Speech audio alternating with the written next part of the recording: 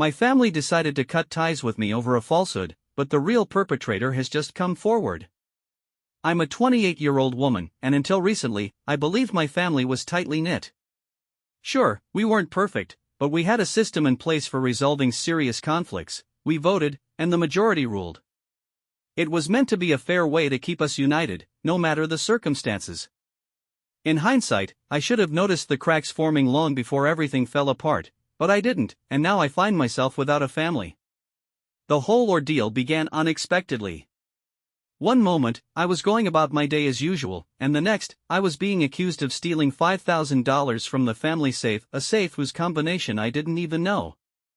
It all started with a text from my father, demanding that I come over immediately, without any explanation, just a sense of urgency. When I arrived, my parents, my younger brother, Ethan, who was 22, and my cousin, Sarah, aged 30, were already seated in the living room, their expressions serious. Other relatives, some aunts, uncles, and cousins, hovered nearby, as if summoned for something significant. It felt like an intervention, but I had no idea what it was about. My mother spoke first, stating that the family safe had been opened and that $5 was missing, with all fingers pointing at me. I initially laughed, thinking it was absurd, but no one else joined in. Ethan claimed he had seen me near the safe earlier that week, and Sarah backed him up, saying I had recently mentioned financial struggles. While that was true, I had been discussing some unexpected expenses. I had never asked anyone for money, nor had I stolen from the family. I insisted they were mistaken, explaining that I had no motive to take anything and didn't even know where the safe was located. My parents just stared at me, and then my father asked, "If you didn't do it, then who did?" That's when I realized this wasn't merely an accusation, they had already made their decision.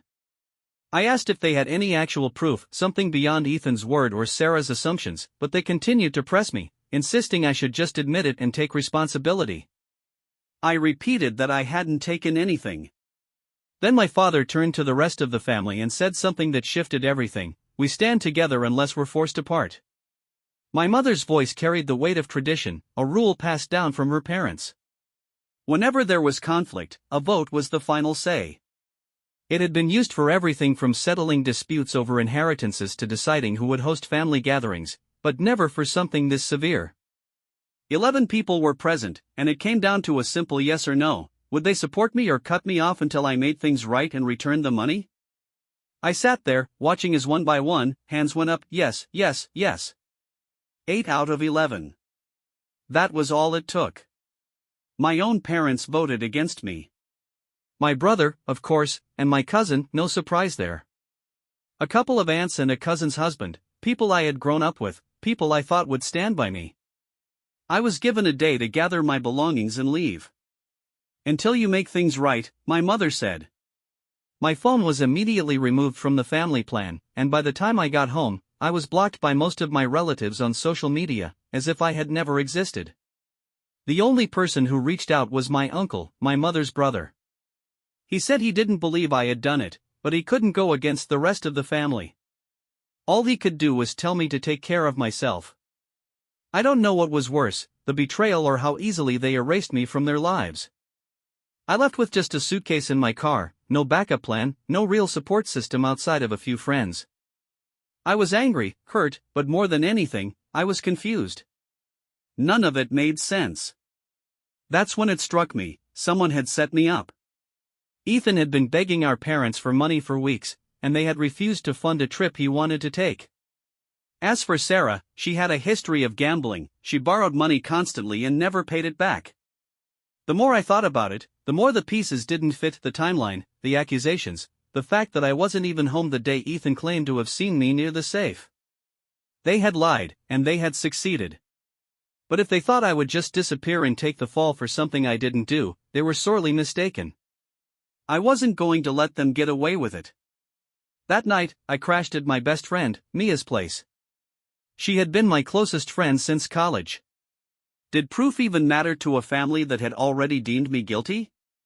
Would facts change their minds, or was this just another battle in a war I had already lost? Then something unexpected happened. My uncle, the only person who had discreetly reached out to me, sent a message. He kept it vague, but the meaning was clear: be careful. I overheard Ethan and Sarah talking before the family meeting. They were ensuring their stories matched. That was it, no follow-up, no explanation, but it was enough. They weren't just guessing or assuming I took the money, they had planned this. I needed to test them. I sent Ethan a simple text, "I know what you did." Less than a minute later, I was blocked. That was all the confirmation I needed. Next, I called Sarah. Unlike Ethan, she didn't block me, but she didn't sound pleased to hear from me either. I kept my voice steady. "I have proof that I didn't take the money," I said, "and I'm ready to take it to the police." There was silence on the other end, followed by a quick, nervous response, "What proof?" She took the bait. "I have a witness, someone who saw where I was that night, someone who's willing to talk." I could hear her breathing quicken, she was panicking. "You don't have to get involved," I continued. "If you come clean now, it'll be easier for you. But if this goes further, you know what happens next." That set her off. She started demanding details, who the witness was, what exactly I had, whether I had talked to the police yet. I didn't answer, I just let the silence stretch on. Then I ended the call. Less than an hour later, my phone rang. It was my father, his voice tense and hesitant. He wasn't apologizing, he was searching for a way to regain control of the situation before it spiraled beyond their grasp. He wasn't worried about the truth, he was worried about appearances. "I heard you're thinking about going to the police," he said. "You better not." "Not a how dare you, just a warning." I didn't say much, only that I was considering my options. He hesitated, then asked if we could talk, not in person, just over the phone. That told me one thing, Ethan and Sarah were scrambling. They knew I was getting closer, and someone, maybe Ethan, maybe Sarah, was about to crack. I sent Sarah another message, "You have one chance to tell the truth before I take this further." Less than a minute later, my phone rang. It was Sarah, but her voice was different this time, shaky and rushed. She wasn't trying to act tough anymore. She went straight to the point, asking if I really had proof and if I had already gone to the police. I didn't answer her questions, I let the silence linger. Then she slipped. "I didn't think they'd take it this far." That was it. She tried to backtrack immediately, claiming I was twisting her words, but I didn't let up. I pushed her, repeating what she had just said. The more she talked, the worse it got for her. Her excuses fell apart, she blamed Ethan, then changed her story to blame the family, and finally tried to act like it was just a misunderstanding. I kept her talking and recorded every second. After hanging up, I sent the recording to my uncle. He didn't reply right away, but when he did, it was just one sentence, "That's more than enough." Then I sent it to my father with a message, "Still think I stole the money?" He didn't respond for hours. Finally, he replied, "This is complicated." Not an apology, not even an admission that they were wrong, just more avoidance. Then my mother called. Her tone was different from my father's, she was direct. She wanted me to come home to talk things over. Danielle was immediately suspicious. "You're not going alone," she said. She was right. If they were calling me back after everything, it meant something was shifting. I needed backup. I called my uncle, and he agreed to come with me. When we arrived at my parents' house, it wasn't just them waiting. Ethan and Sarah were there too. It wasn't a conversation, it was another setup. Ethan started talking first, acting like I was overreacting. He tried to make it sound like Sarah was joking in the recording and that I was taking things too far. I cut him off and looked at Sarah. "Why did you call me in a panic?" I pressed. She didn't answer. I pressed her again, "If I didn't have proof, why were you so scared?" Ethan kept trying to speak over me, but Sarah cracked. She threw up the system that had once condemned me was now being wielded against them. But was it justice, or just another excuse to evade personal accountability? Had anyone ever questioned this rule before, or was it only now, when their loyalty was tested, that they realized how flawed it was? Now that the truth was out, my mother insisted the family had to handle it the right way, as if another vote could somehow undo the damage they had already inflicted. Ethan wasted no time trying to regain control of the narrative. He shifted the story, claiming he had acted to protect the family from unnecessary drama. He painted himself as a guardian, as if framing me for theft was some kind of noble act. Sarah, on the other hand, remained silent, sitting stiffly with her eyes downcast and hands clenched. She wasn't defending herself because she knew there was nothing to defend, the truth was already out. I let Ethan talk, allowing him to spin his tale. When he finished, I made it clear what his lies had cost me. I didn't raise my voice or argue, I simply laid it all out: the vote that exiled me, the humiliation of being branded a thief, the fact that my own parents had turned their backs on me without any real proof. The family was divided. Some, mainly my parents and a couple of aunts, wanted to move on and not make things worse. Others weren't so forgiving. My uncle, the only one who had secretly supported me, spoke up for the first time in front of everyone. He said this wasn't just a mistake, it was manipulation, and there had to be consequences. Sarah finally muttered something that resembled an apology, but it was weak, and everyone knew it. She wasn't fighting this because she had already lost. Ethan, however, kept his shoulders squared and his voice steady. He didn't beg or plead, instead, he doubled down, insisting that everything was a misunderstanding. Somehow, despite the overwhelming evidence against him, a handful of relatives still looked uncertain. For years, Ethan had always been believed. Instead of apologizing, he turned on me, claiming I was the one dragging this out, that I was making things worse by refusing to let it go. Then it was time for the vote: 11 people, just like before. Sarah was voted out, 8 against 3. She nodded once, not surprised, not angry, just done. She got up and left without a word, knowing she had burned every bridge. Ethan, on the other hand, barely made it through. 6 people voted in his favor, just enough to let him stay. He smirked, a small, barely there expression, but I saw it. He thought he had one. He was wrong. I looked at my parents. "I'm done," I said. I didn't care that Ethan was technically still part of the family, that didn't mean I had to be.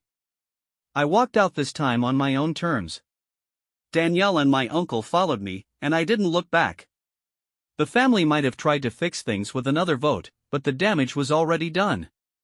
Some fractures never heal. For the first time in my life, I was done with my family. No more trying to prove myself, no more hoping they'd see reason. After the vote, I walked out and didn't look back. Danielle had already made it clear I could stay as long as I needed, so I focused on moving forward. No more wasting energy on people who had turned their backs on me without a second thought.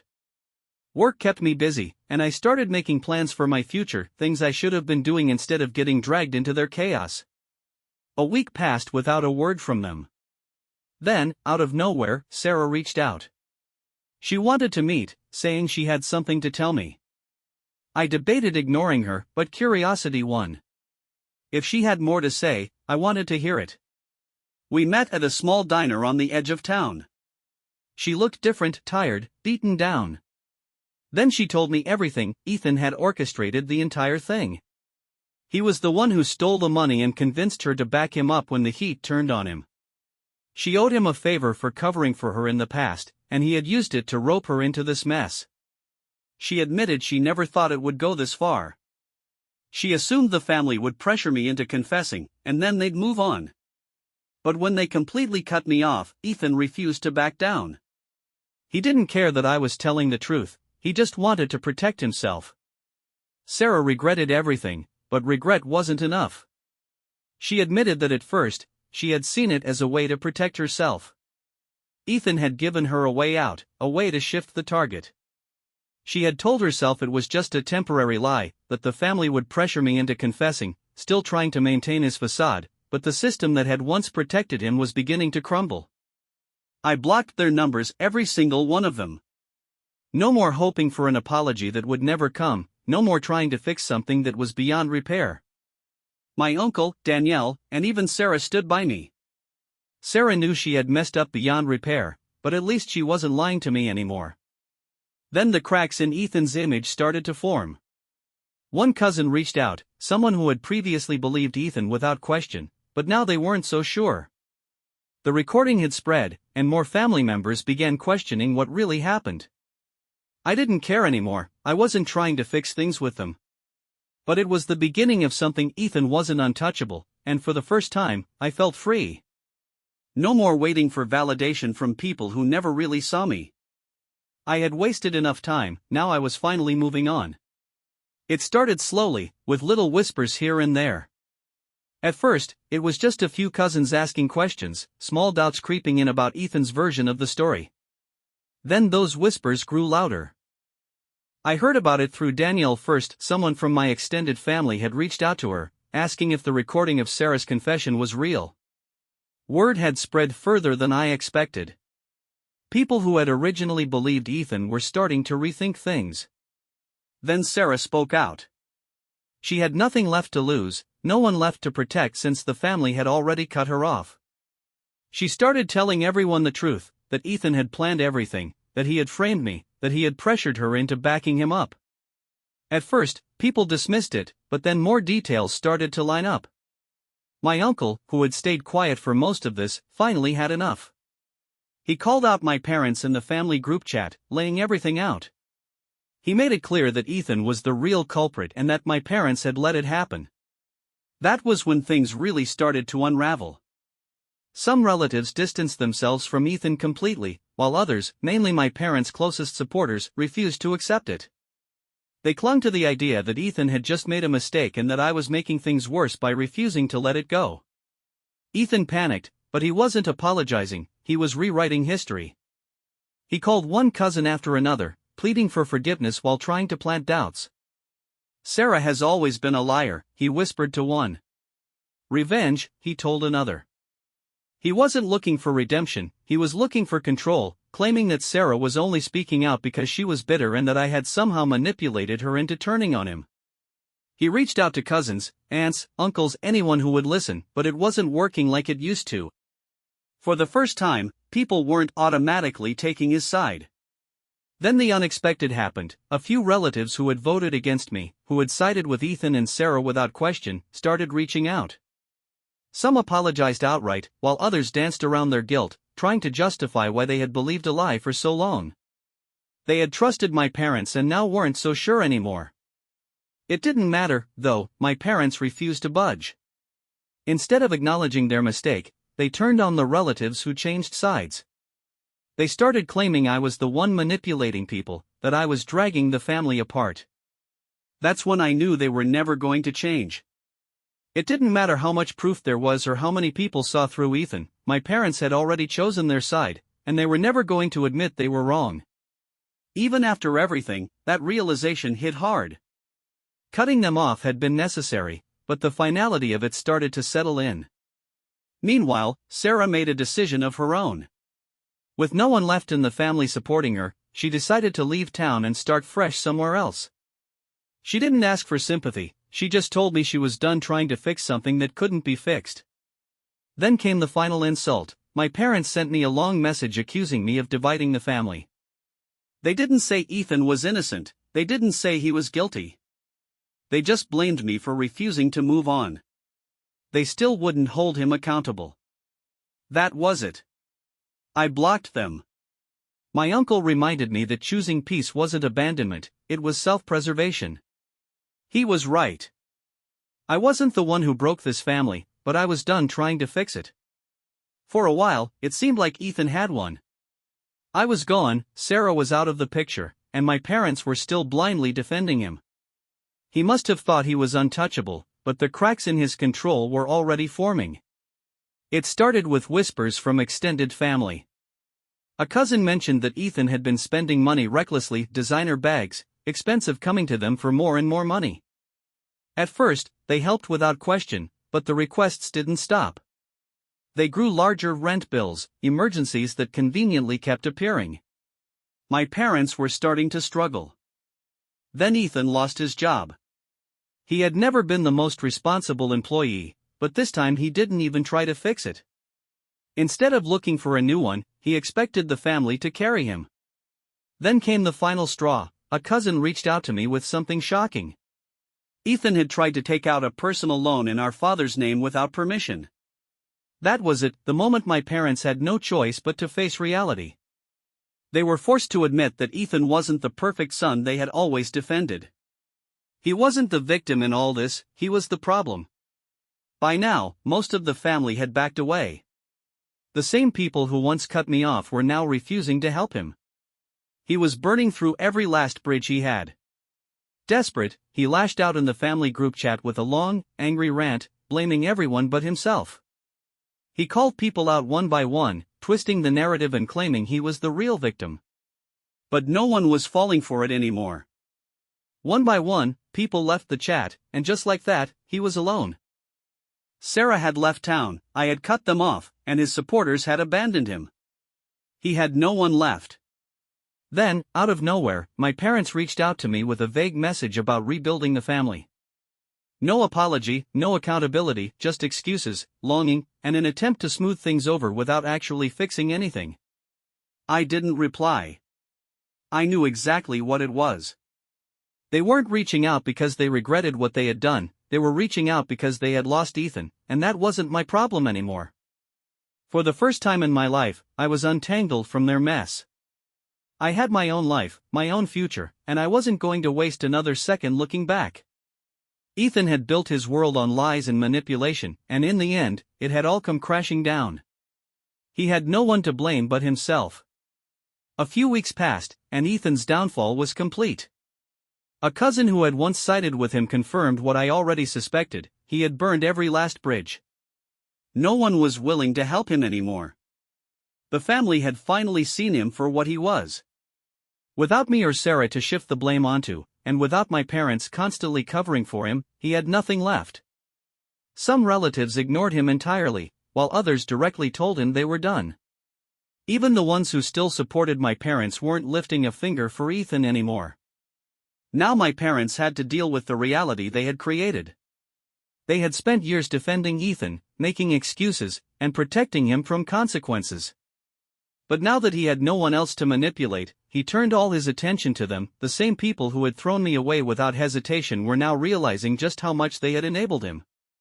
Then my father reached out again with a long message full of empty words about unity, as if rewriting the past would erase what they had done. No apology, no ownership of their betrayal, just a desperate attempt to regain control now that Ethan had become too much of a burden for them to carry. He talked about how things had gotten out of control and how we needed to find a way back to each other. It wasn't an apology, not once did he acknowledge what he and my mother had done to me. There was no ownership of the fact that they had thrown me away with no proof, no remorse for how they had let Ethan ruin my life. It was all about moving forward without actually addressing the damage. I didn't respond, I didn't need to. Then, out of nowhere, Sarah reached out. She had been quiet since she left town, but now she wanted to talk. She wasn't making excuses or trying to rewrite the past. She told me that getting away from everything had given her clarity, that she fully owned what she did, and that she regretted every choice that led to this point. It was different from my parents' message. She didn't blame Ethan or act like she was a victim in all of this. She just admitted that she had betrayed me and that no matter what happened, she had to live with that. I appreciated her honesty, but I had no interest in rebuilding anything with her, and she understood. Then some relatives started reaching out again. The same ones who had cut me off without hesitation were now trying to convince me to reconnect with my parents, not because they thought my parents had changed, but because my parents were struggling. That was my moment of clarity. It had never been about me. They didn't care about the damage that had been done, they just didn't want to feel uncomfortable about what they had allowed to happen. I sent my parents one final message: unless they